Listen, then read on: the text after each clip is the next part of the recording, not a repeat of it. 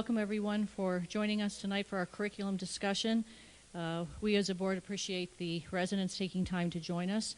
What we're going to do tonight is we have on our agenda a couple of topics, and we do have a timeline. We're going to try to end it by 8:30 because of another meeting that's going to take place with the board. We have an executive session. So board members, if you have questions as the presentations are being made, feel free to ask your questions at that time. And residents, if you have questions, we'll try to catch it at the end, but the clock will decide. Okay, and I'll pass it over to Priscilla. Good evening, everyone. Thank you so much for giving us the opportunity. I want to first apologize for Dr. Stark not being present this evening. She has a bout of the flu and was unable to make it. So she, in her due diligence, sent me notes from her bed. So I'll try to do her justice as I present a little bit about the data. Today's agenda, we're going to cover an update of the 2013-14 achievement data, and then we're also going to do an update on the 11th week of our implementation of the one-to-one instructional program here in Bethel Park. I'm going to start with just a data year in review. This is the data that's been it went into effect with the 13-14 school year. So this is the most recent data that we have of the achievement of Bethel Park students. One thing that is, for the last 2 years, the Department of Ed has given a school performance profile.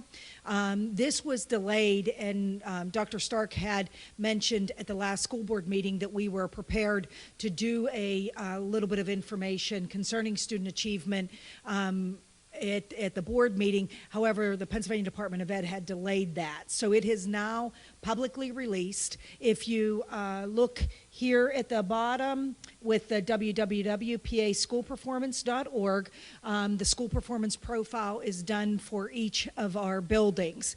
They do not, last year they did in the spring come out with a district performance profile number. They have not released that yet as far as the district is concerned.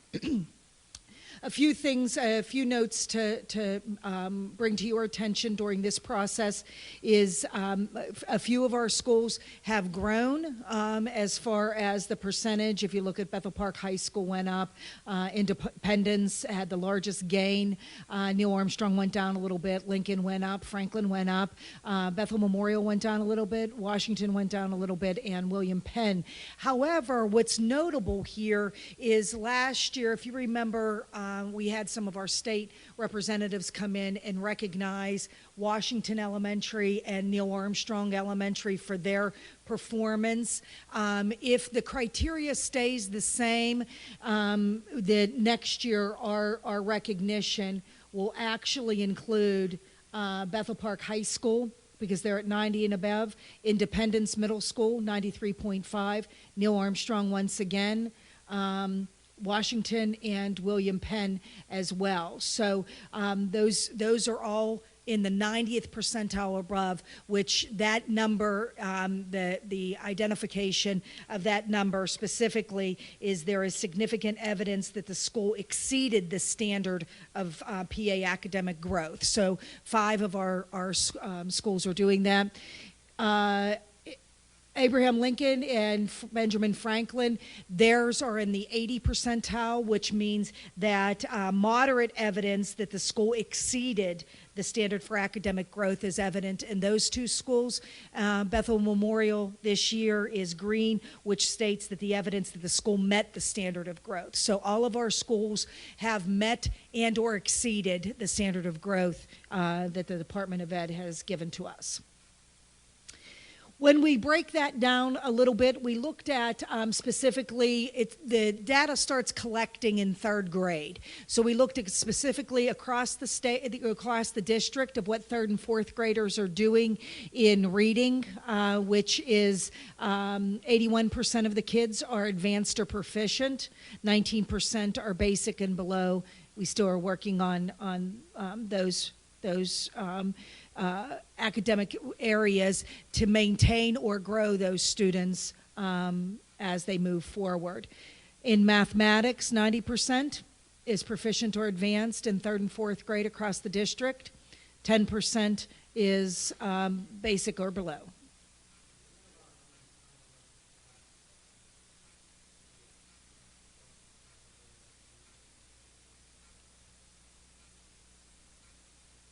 It wouldn't be the same standard, Mr. Amaditz, because we don't have, this is based solely on the PSSA.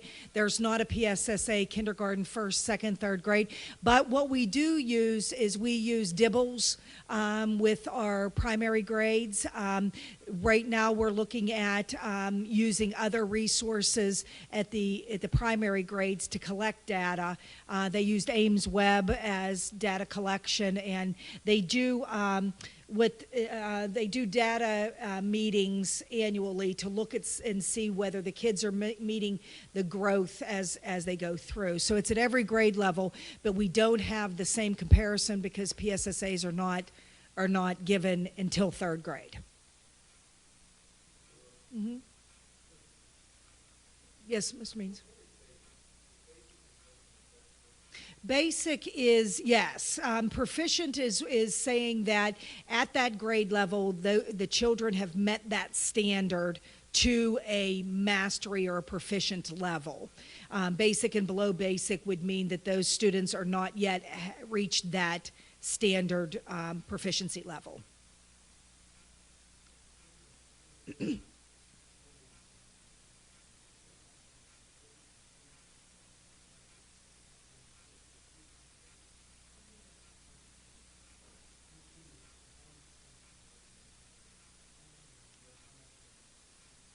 If you, when you look at that, if you go on the PA academic, PA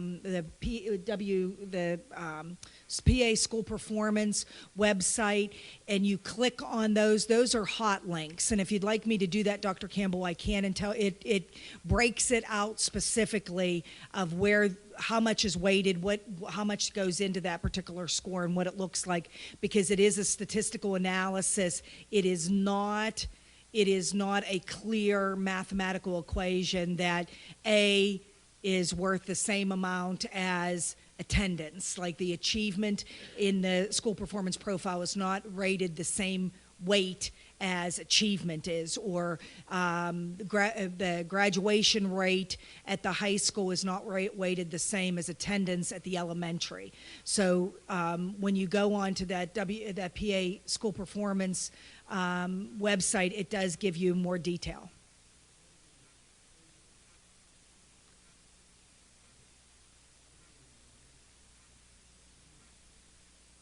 Reading is, yes, and reading is something that we continue to work at, and we just with the Ready to Learn monies that are coming that the school district is receiving, we are looking at additional interventions in reading to grow those kids further to meet that gap, to close that achievement gap.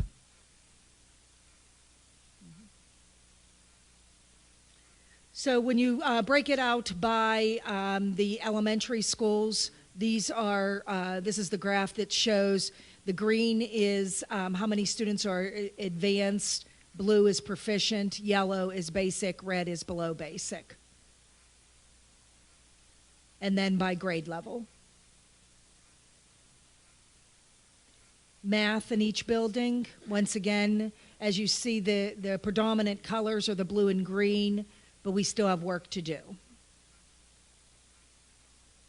Math by grade level. This particular graph here shows the grade level over numerous years. So the data started in 04-05. These are not the same kids over those years. This is that instructional year over numerous years. So what the PSSA trends in 3rd and 4th grade, as you look at this, as we move forward, often what we find in a trend that we have in these graphs that you'll see is this green line here is our advanced students. Often as the advanced students graph goes up, the proficient go down because those kids sometimes go from proficient to advanced, advanced to proficient.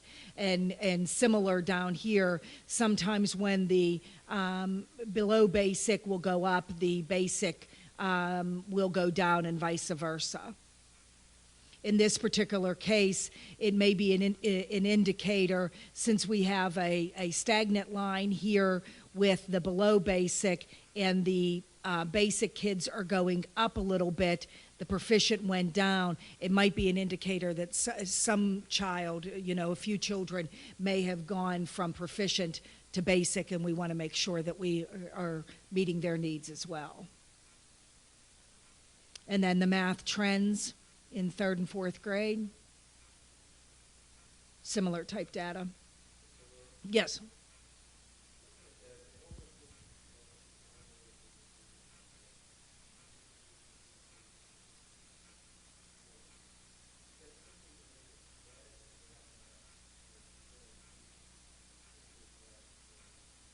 Well, it's not, this isn't individual students, so it's not, what you have is the group of students that are basic and below basic. So you don't have, you have less students that are basic and below basic, and ultimately that's what we wanted. When, in the next graph, I'll show you why we added that. But, go ahead.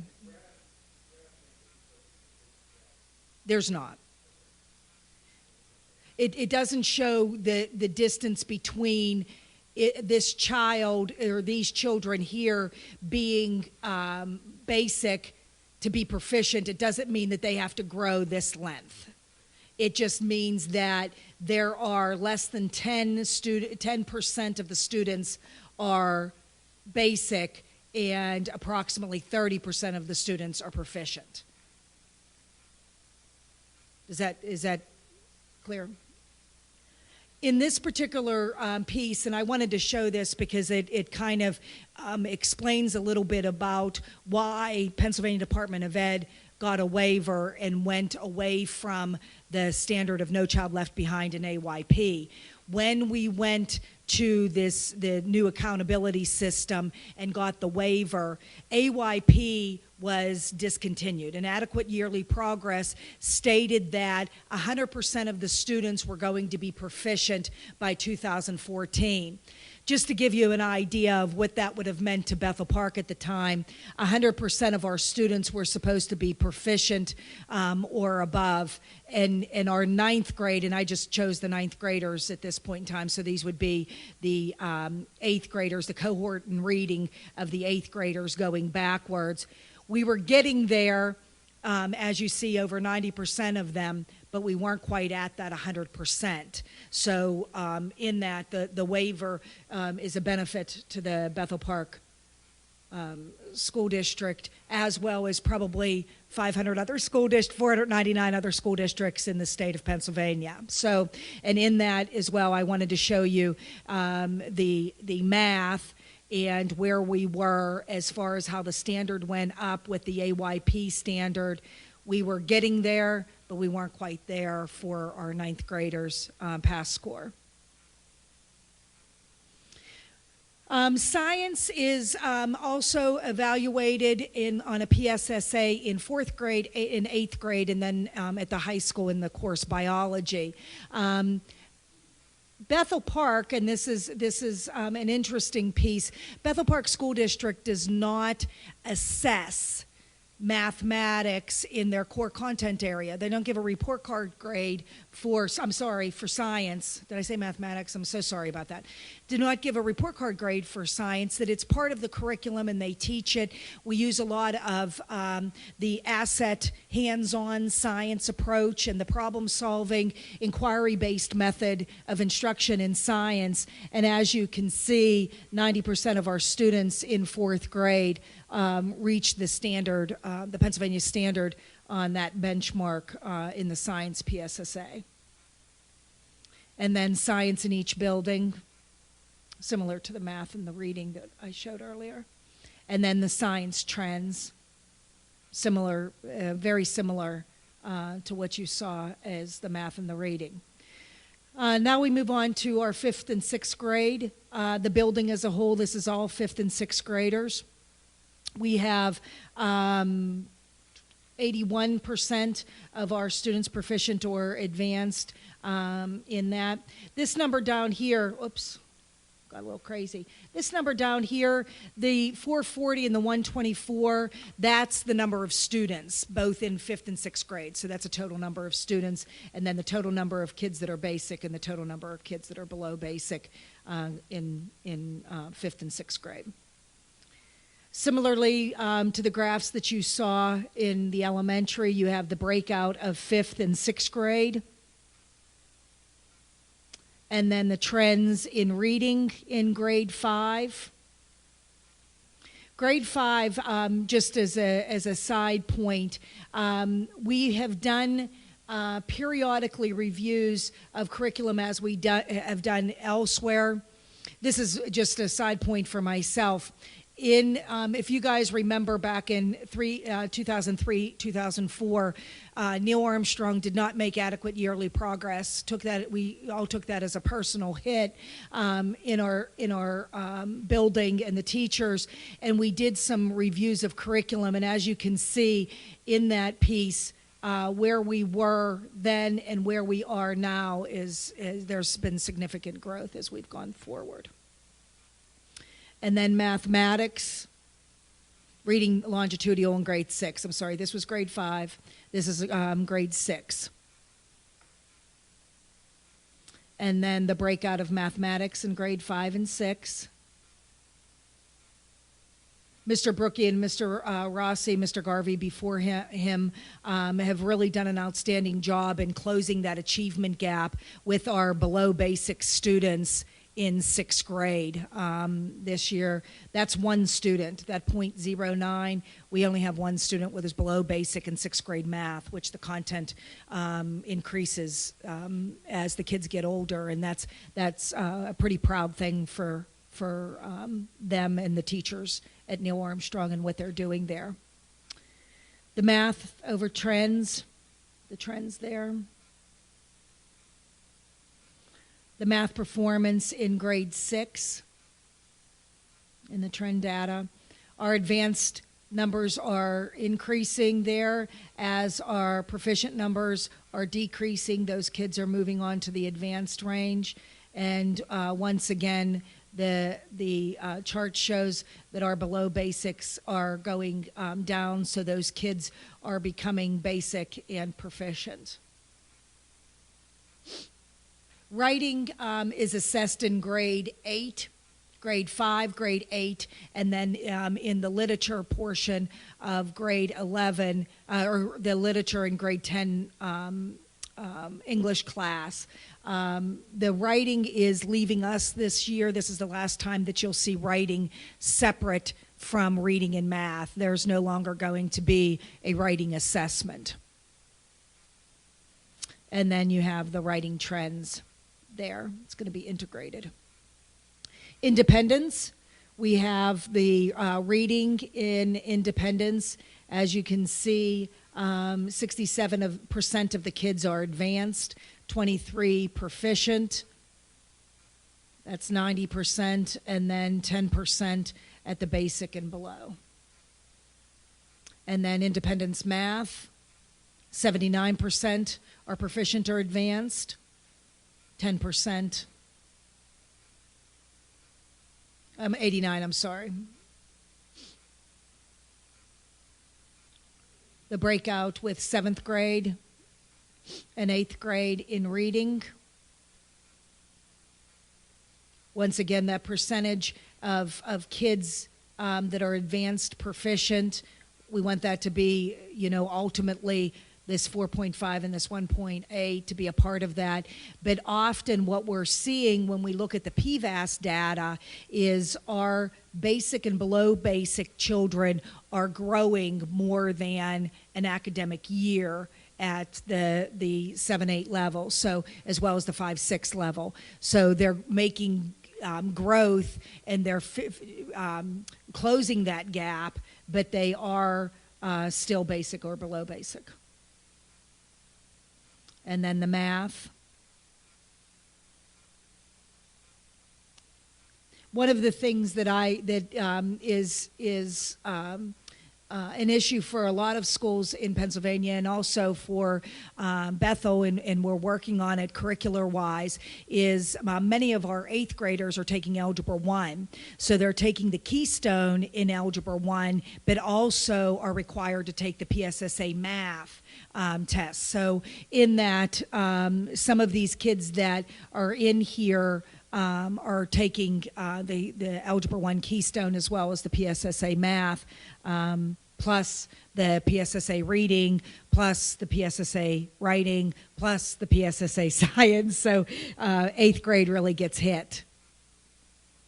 And the reading longitudinal data for grade 7. Mr. Minch and Mr. Spolaris and his team over there must be very proud of the growth that they made with the number of students that are advanced in that particular area. These proficient kids moved up to advanced.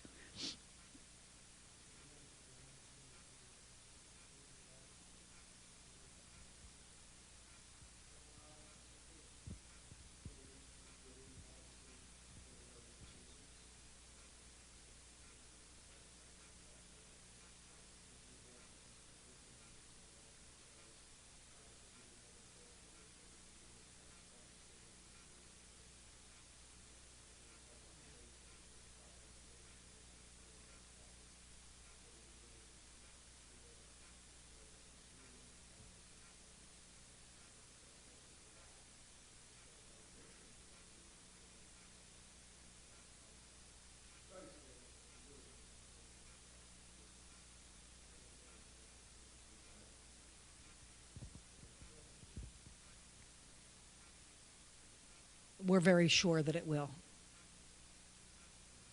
As we move forward, as we move forward, once again, the math data in 7th grade is also showing that change in the kids, the advanced going up, proficient going the other direction, and in 8th grade as well. In fact, I was, and I haven't even said this to Mr. Minch, the achievement of the current 9th graders, who were the kids that took the PSSA in 8th grade, this is the highest that the score that we've had with our students in mathematics on the PSSA. And the reading longitudinal in grade 8. And then the writing, which once again, it'll go away.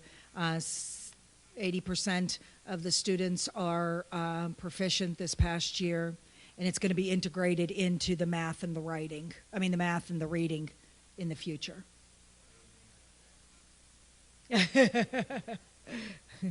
And then the writing longitudinal.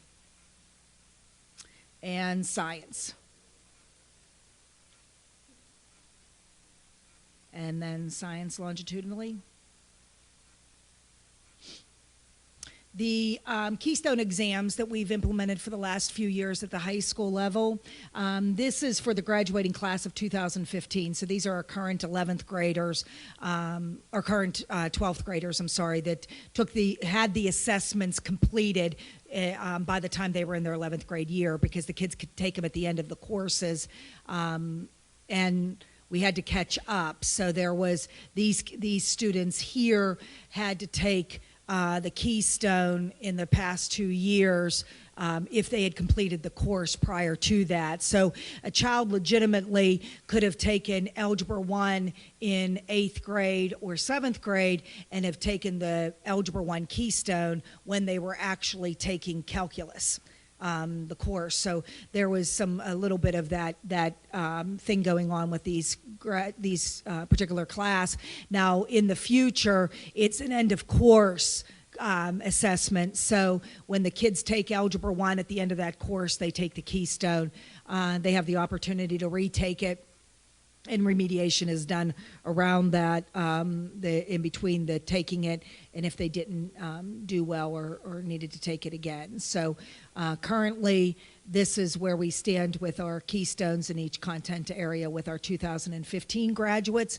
Starting with the graduating class of 2017, the keystone is a requirement for graduation in that piece. So that'll be something that we're working on to improve upon as we move forward. And that concludes the data portion of our evening. Does anybody have any questions? Any of the board members have any questions?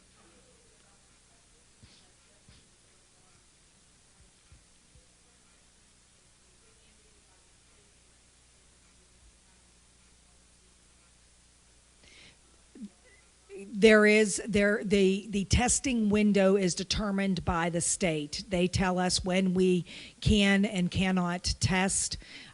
In that, there's a window that takes place, and we try to make sure that we're spreading it out as far as we possibly can. But yes, I mean, it could legitimately be.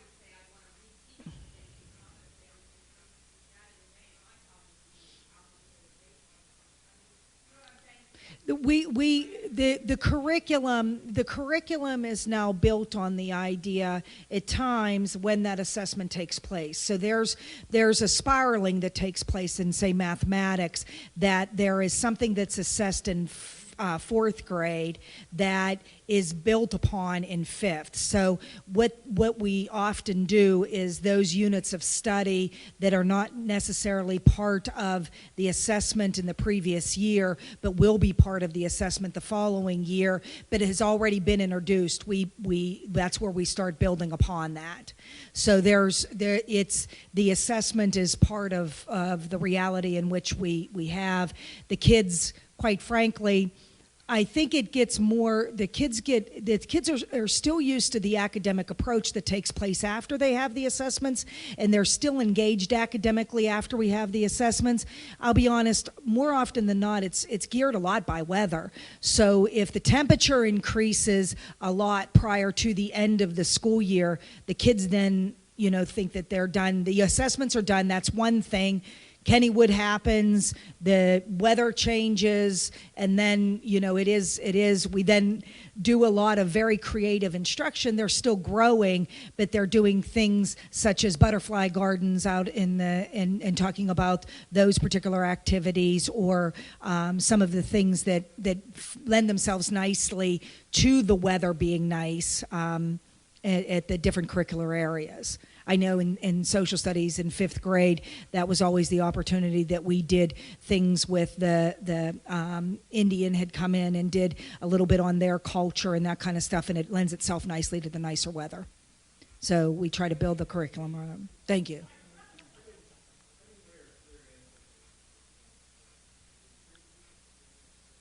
I believe that it's not every day of those 3 weeks, but the window includes reading, mathematics, science in those 3 weeks.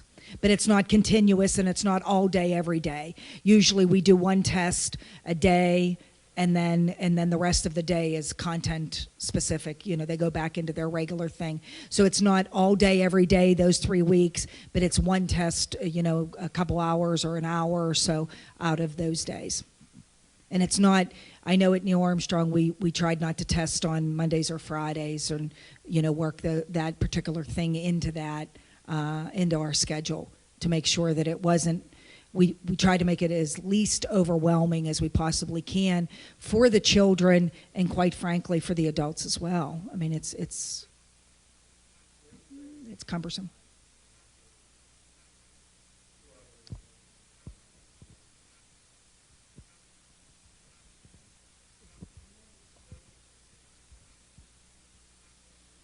Yes.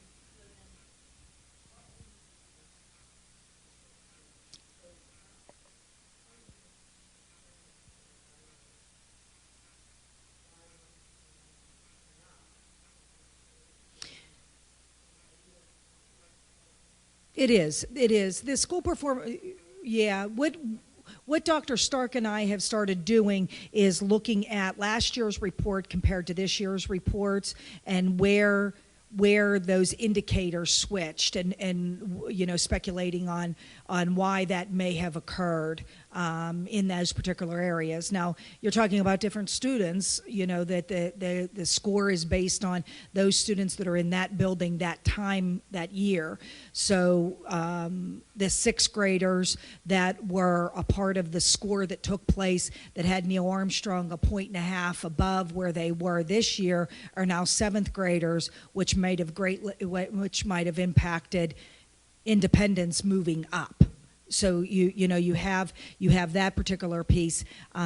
If we start seeing a trend, and that's what we usually look for, 1 year score difference of 1 point or 2 points, even 3 points is not significant. But if you have a trend that a building continues to go down or one building continues to go up, we start talking about why that is happening. Is it a curricular difference? Is the teachers now, K through 12, are all doing common assessments, which means that at certain times during the school year, every third grader, no matter what building they're in, have the same assessment in reading. So in that, we'll be able to kind of use that data as well to indicate, okay, the kids over in Washington seem to be doing well on the school performance profile. Washington's doing well. They also are doing well on their common assessment. What's going on curricular-wise in that particular building? Is there a teacher that needs a little bit more support? Is there a reason why that? Is there more economically disadvantaged special education students? Is that something that we need to address as far as interventions are concerned in certain buildings? So all of those conversations take place around that data. It's a lot, Mrs. Dobis. I mean, there's not an easy answer. It is not. Yeah, and this particular, the school performance profile, just the impact of this, the school performance profile is actually part of the teacher evaluation system now. So this goes into the teacher evaluation. So there's a portion of the teacher evaluation that's observation, and their observation piece. There's a part of that pie is the school performance profile that goes in there, and starting next year will be elective data, student learning outcomes will be a part of that, as well as specific teacher reporting that will be a part of that evaluation as well. Student learning outcome, yes. Mm-hmm.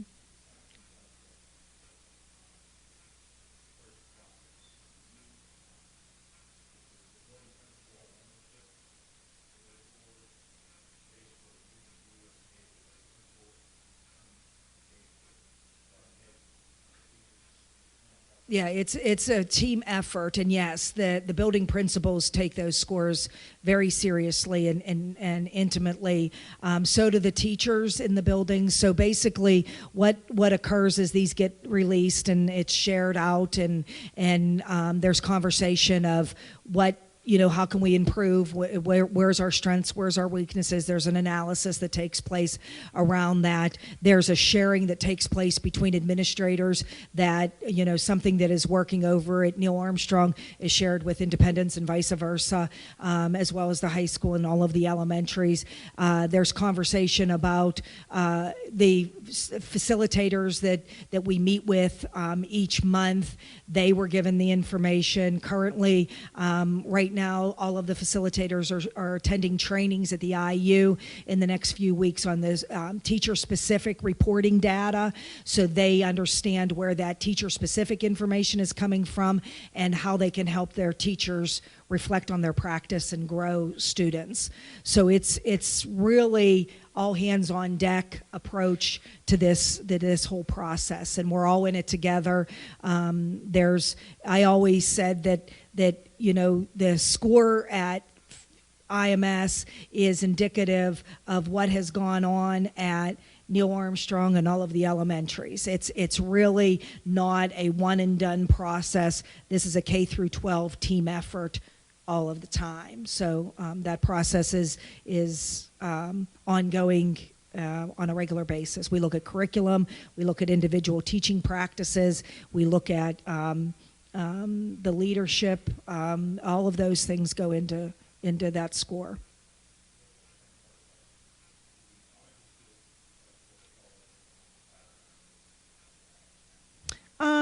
Yeah, I would think that this year, yes, our economically, we have a higher economically disadvantaged population at Memorial, Franklin, and Lincoln. However, quite frankly, they're still meeting the standard, but yeah, there is some of those things. Our title buildings, the buildings that meet the criteria to be Title I buildings, they too are a little bit, their score was a little bit lower. It does. It does. And that's why when you look at that school performance profile, that closing the achievement gap is developed specifically for those groups of students that are ongoing low achieving. And unfortunately, poverty and economically disadvantaged have a piece to that. Mm-hmm. Thank you. All right. Segueing from that, we're going to talk just briefly about the Chromebook rollout now that we're fully integrated over at Neil Armstrong, as well as some updates from IMS. And speaking specifically to Mr. Schubel's point earlier, this is a tool that we're allowing kids to have that helps level that playing field that they may not have had access to previously, or certainly not on the level that we've had in years past in Bethel, where now some of our kids who need remediation, regardless of economic level, are able to take them home in IMS and, of course, utilize them at Neil Armstrong to hopefully bring up their scores and help them out with some areas where they need some help. So can I have the clicker. Thank you. Yep. New gadget. So really quickly, a rundown of what we were doing at Neil Armstrong.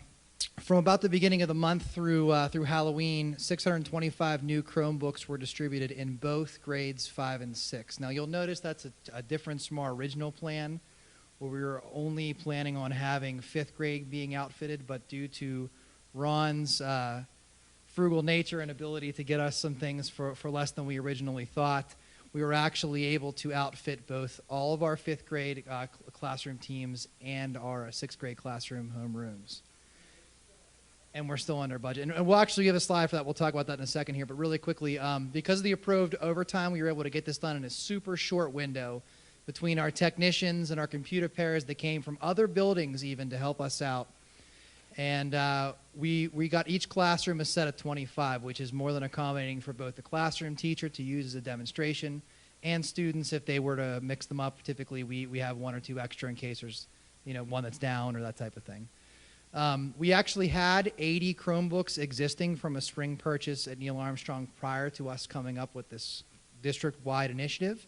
So we repurposed them and allowed them to go into some of our other classrooms so that not only does all of our 5th and 6th grade classrooms have the ability to use these, but we also have roaming carts that can go to our specialists like our phys ed teachers, art, music, special ed, etc.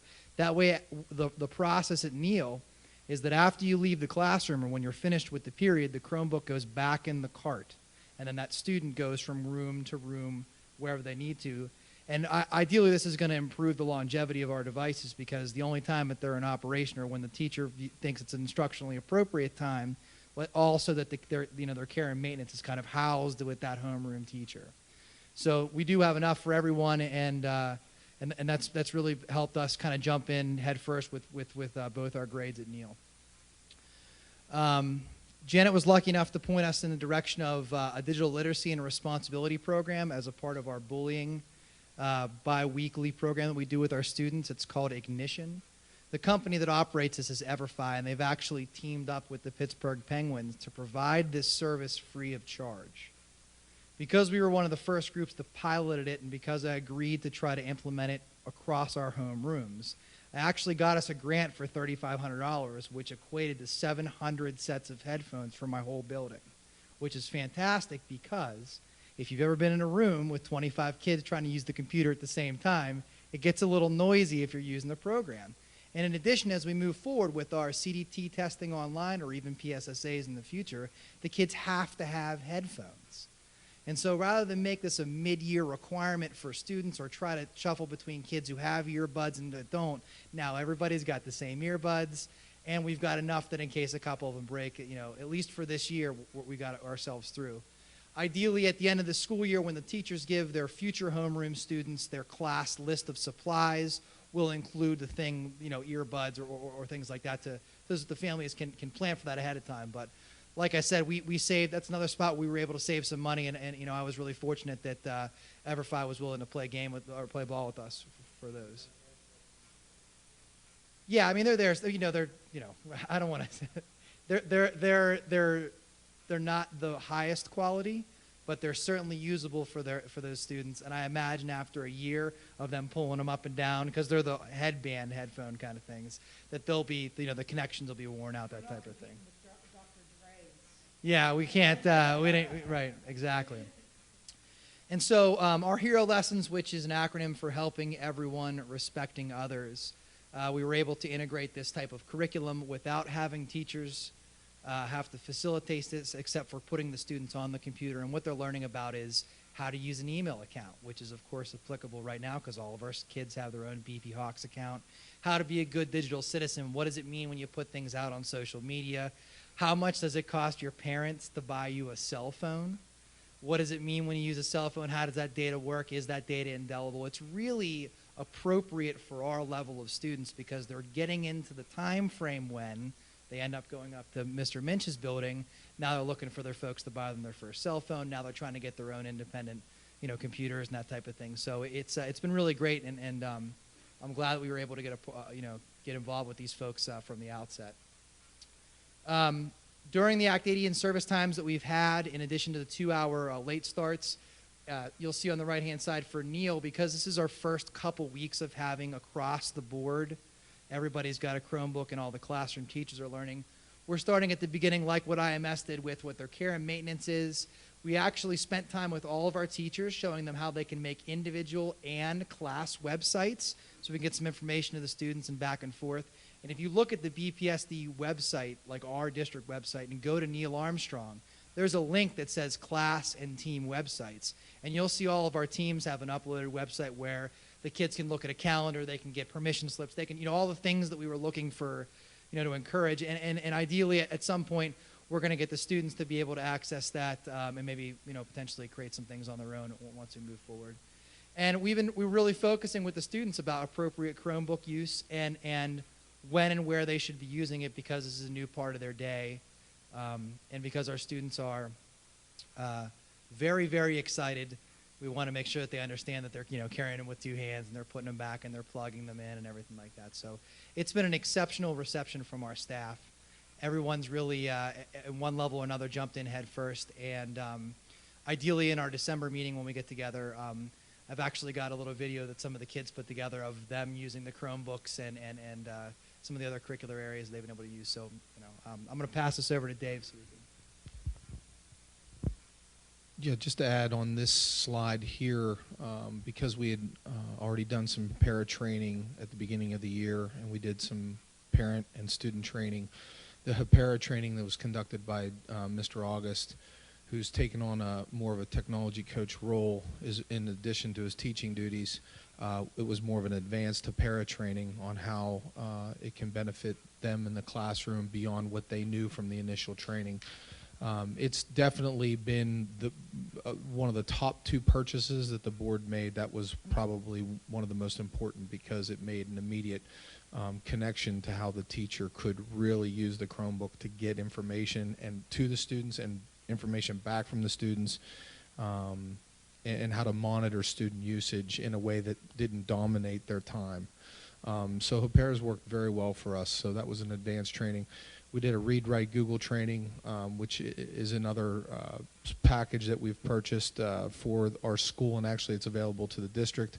And it's a very robust package of tools that students and teachers can use to annotate PDF documents, collect highlights from PDF documents. This has been used a lot for closed reading strategies and annotating on the text, pulling out thesis statements from even traditional hard copies that were scanned. Read Write Google will do that for you, and it's become a real nice tool for us. It's just at the beginning stages of use, though. There's only, I would say, probably about 10 to 15 teachers that I think feel very comfortable with that. The rest of them are just in an exploratory stage. But that was what we did. That's, to be honest with you, that's pretty good because that was just on that Act 80 day that we introduced that. So it was still pretty fresh. For myself here, we just, this is a slide you're used to seeing at this point. As you see, and I just pulled up tonight's usage report. For tonight, that number of documents, and I think if I have a laser pointer here, let's see. I don't know if I do or not. Whoop. Yeah, I'm trying to go back now, though. There we go. The big button in the middle, that's what I got to push? Okay. So right there it says 158. That was yesterday. I'd say probably, I don't know, about noon. And today we're at 167,000. So within about a 24 to 48 hour period, we had that amount of Google Documents created from school. This is from the beginning of the school year. 158,657 Google Docs created by students and staff. I mean, it's pretty large. It is amazing, I think. You know, trending at the time that I did this was Google Docs. I know One Direction. There wasn't one guy that probably was searching One Direction, but there was a lot of females that maybe did. 9 cell analogies. Carolina curriculum, spelling lessons, multi-step problems, water, carbon, nitrogen cycles, bad injuries. So that was what was trending at the time that I did my report. Tonight, I can tell you that it's Google Docs, Play Spotify, Unit 2, Section 2 Review, ClassZone.com, Google.com, and Funny Star Wars, which I'm pretty certain is not academic, but I'm not 100% on that. It's break time. So, but they have really taken it as one of their own, so it's been exciting. I want to turn it back to Joe here to talk about NAMS. Very quickly, because I know we are running right at 8:30 here. If you look at the number that David pointed out with the 158,000, my teachers and students have had this for a week, and they've already created 2,700 documents a week. Now, there were a few classes that had them, you know, at the beginning during the October 6th initial deployment, but school-wide, you know, let's say for across about a week or two fully in full use here, we're at 2,700 documents. So it just gave a little bit of justification to Mr. Brookie and I that we really feel comfortable with the teachers jumping in head first, and they're really doing a great job. And it was nice to see that a lot of the top sites they were going to were Cool Math and Study Island and Study Ladder and like Mr. Minchin mentioned, Carolina curriculum, that type of thing. So it looks like a lot of our folks are utilizing online resources and working with our kids on the Chromebooks as often as they can. So I think this is, Ron, was this yours? Yeah. Thanks. So at the last update, week 4, I had a couple graphs, and the graphs were small and hard to read, so I just pulled the key information out of it. So, and this is district-wide, so this isn't just IMS or NAMS, but it's all across the entire district, and not just people using Chromebooks, but people using Google Docs, students and staff. So in week 4, we had 648,000 total emails. Week 11 now, we're up to 1.2 million total emails. Week 4, 28,861 files. Week 11, 73,219, and you can see the weekly active users has also increased quite a bit. So it's a big change. Google Storage Used. This is I like this slide because you can see this is actually going back to May, and it goes up to November 3rd. And you can see that the total storage, it's really not that much overall. I think it's 1.5 terabytes, but Google Docs don't take up a lot of room. But the best part of this is cost to district is zero. So, you know, that big SAN that we put in a couple years ago to store things online or store things here locally at the district, none of this stuff is going on that SAN. It's all going in the cloud. And so there's no cost to the district for this. Well, not for that reason.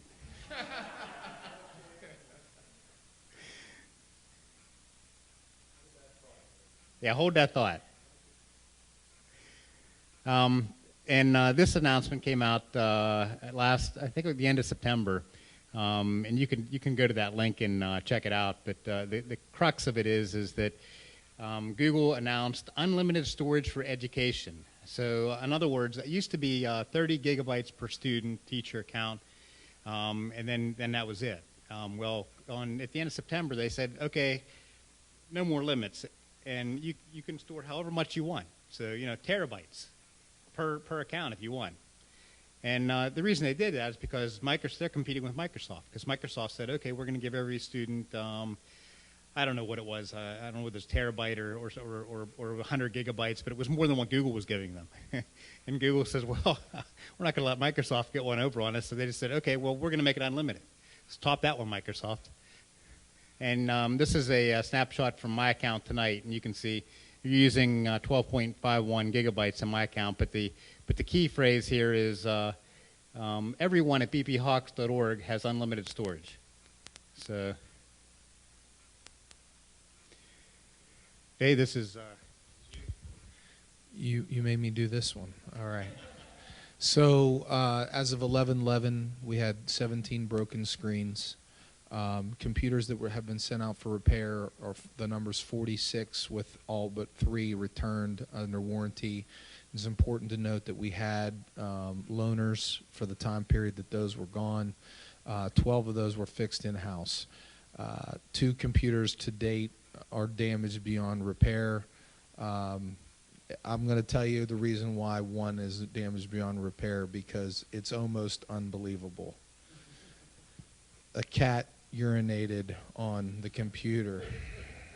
So, and I've seen it, and I can verify that it's not Coca-Cola. So, yeah, it's the new version of the dog ate their homework. The cat not getting attention, playing funny Star Wars, I think. So that is where we're at. It cost us about $50 to replace a broken screen. We collected, I told you the last time, we're up to about 630 or so insured users, well within our budget. I'm going to hop up here real quick, and Cindy, I know we've got a time commitment here. Dave, you had asked me to gather samples for you of what we've been doing. So basically what I did is I sent out an email to my staff and I said, tell me what you're doing. I mean, I know what a lot of you are doing, but tell me what you're doing and give me some examples, if you can, of what's going on. So what I did, and I certainly don't expect you to come through this whole document, but I put names of people up here because I think it's important to humanize this, because a lot of times you'll sit there and say, wait, I had her. There is no way that she would do this. Well, you can see what she's doing, and I felt that was important. Or you might say, yeah, that teacher was really, exciting, and look at it's transferring into the use of the Chromebook. But I have their verbiage. It's not my verbiage. It's whatever they wrote to me, I put in this document for you. Okay? So just a couple exciting things to talk about. I'll just go through a couple. Here in Mrs. Evans' science class, she had her students conducting investigations.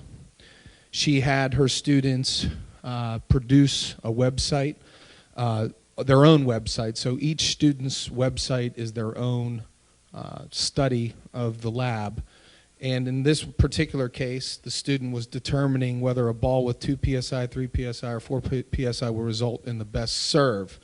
Clearly, this young person loves volleyball, and it was something that was exciting to them. They created this on Google Sites on their own with, by the way, no instruction. We did not do any teaching about how to use Google Sites. They did that on their own. You see they have a place for procedures. They have a place where they put their data and their results, which, by the way, this was all pulled in from Google Forms and Google Data Tables and so on and so forth. So this is just one group. This is not, you know,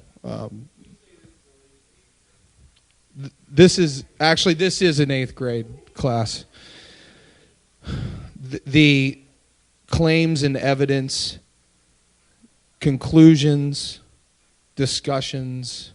So this was something exciting. And to me, when we talked about that SAMR model, which was pushing teachers from just replacing towards augmentation, modification, redefinition, this definitely takes us up there in capitalizing on that learning opportunity and putting it in a place in a way that's meaningful. They even put into this site, I noticed, and I think, let me just see where that's at.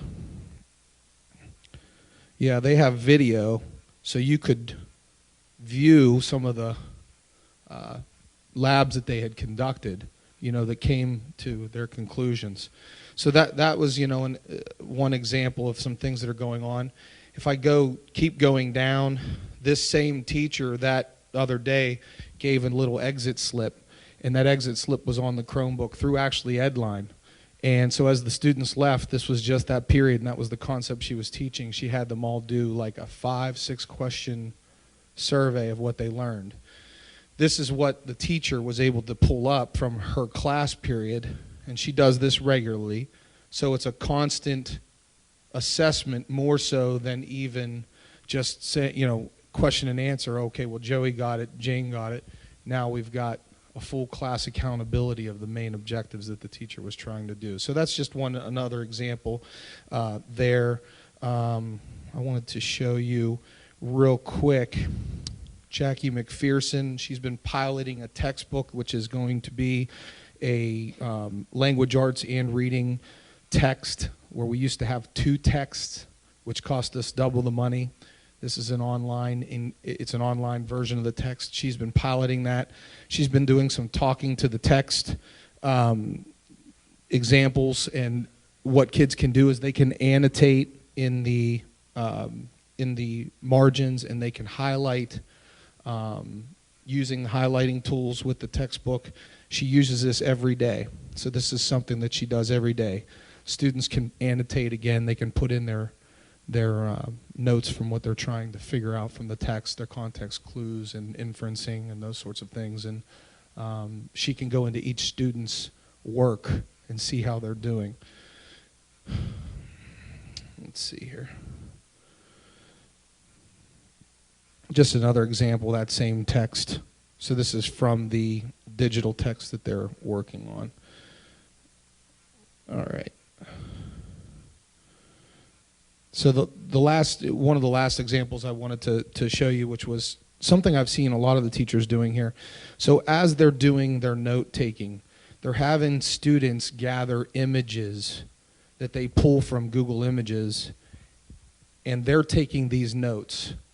There's some directions, but they're pulling in these images to say, well, how do you do an introductory paragraph? It starts broad and gets narrow. It's like a funnel. They're the ones that are putting this in. This is not the teacher here. I just want to state that.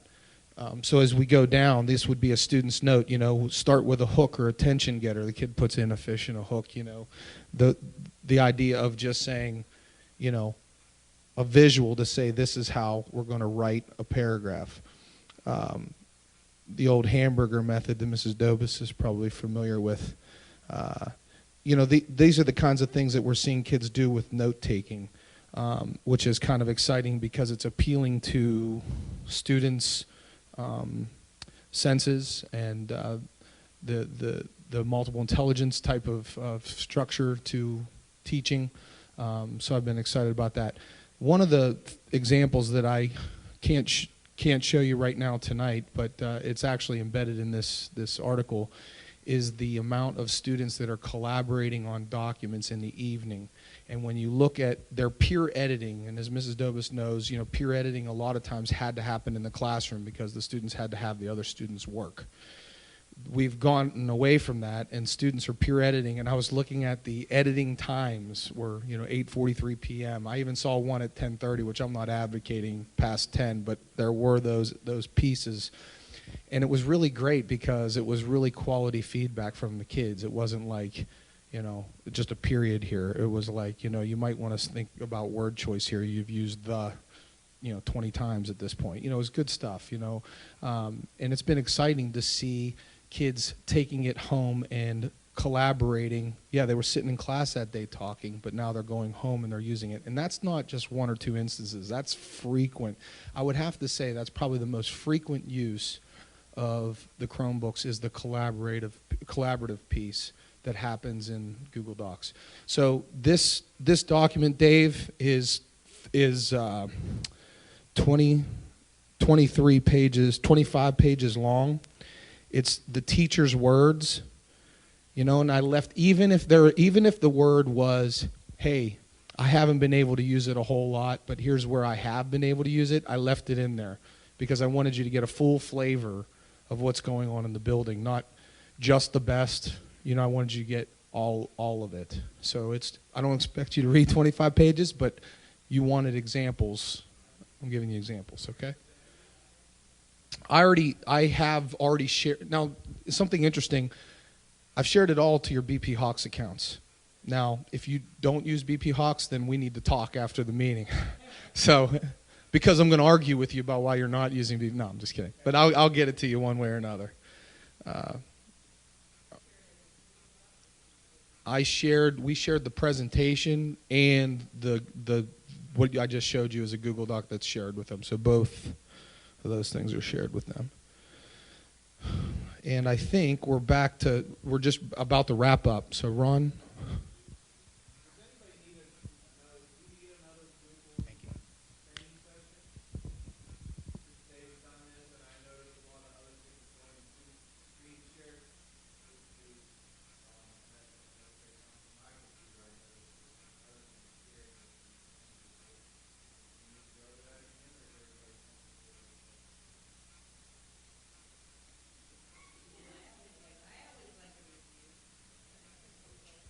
They were excellent students last time.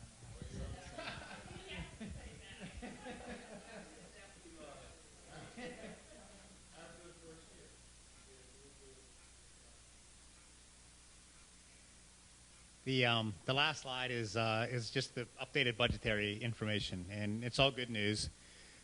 So the 13-14 Chromebook budget, 571,320, same as what was on the slide in week 4. Spent to date, 527,214. Remaining in the budget, 44,106.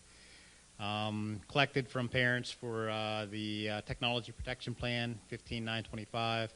Cost to repair parts, which is primarily broken screens to date, 2210. Cost remaining for repair replacement out of that budget, 12,715. And that's the budgetary story.